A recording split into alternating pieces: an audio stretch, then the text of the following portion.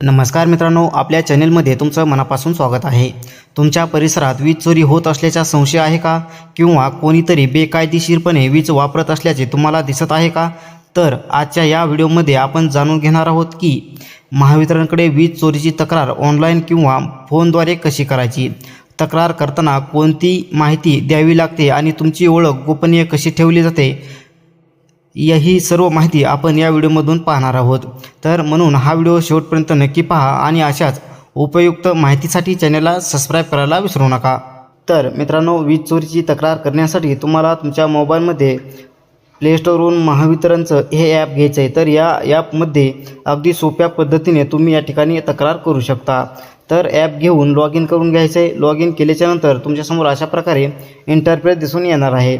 तर मित्रांनो, त्यामध्ये तुम्हाला सर्व बॉक्समध्ये या ठिकाणी ऑप्शन दिलेले आहेत। तर यामध्ये तुम्हाला रिपोर्ट पॉवर थीफ अशा पद्धतीने एक पर्याय दिसेल। तर त्याच्यावरती मित्रांनो तुम्हाला क्लिक करून घ्यायचं आहे। तर यावरती क्लिक केल्याच्यानंतर the control thief is the interest of you the consumer, please note that you name other details will not be disclosed at any stage.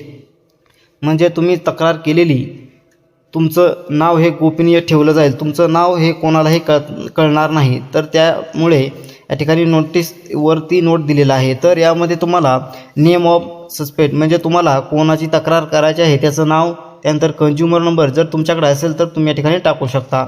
त्यानंतर ॲड्रेस ऑफ म्हणजे तुम्हाला ज्याची वीज चोरीची तक्रार करायची आहे त्याचा या ठिकाणी ॲड्रेस टाकून घ्यायचा आहे।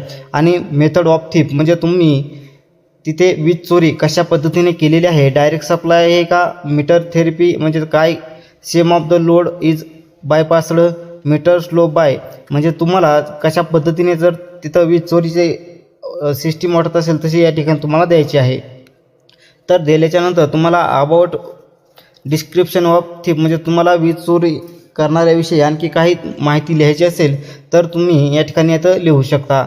तर त्यानंतर एव्हिडन्स फोटोमध्ये तुम्ही वीज चोरीचा या ठिकाणी फोटो या ठिकाणी टाकू शकता। फोटो टाकल्याच्यानंतर मित्रांनो सबमिट इन्फॉर्मेशन अशा पद्धतीने खाली निळ्या अक्षरामध्ये आहे, तर त्याच्यावर तुम्हाला क्लिक करायचं आहे।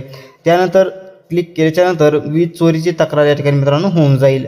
तर अशा पद्धतीने तुम्ही घर बसल्या तुमच्या मोबाईलमधूनच महावितरणच्या ॲपमधून अगदी सोप्या पद्धतीने वीज चोरीची तक्रार करू शकता। व्हिडिओ उपयुक्त वाटला असेल तर लाईक करा, शेअर करा आणि चॅनलला सबस्क्राईब करा। तुमच्या काही शंका किंवा प्रश्न असतील तर कमेंटमध्ये नक्की विचारा। पुन्हा भेटूया अशाच महत्त्वाच्या आणि उपयुक्त माहितीसह। धन्यवाद।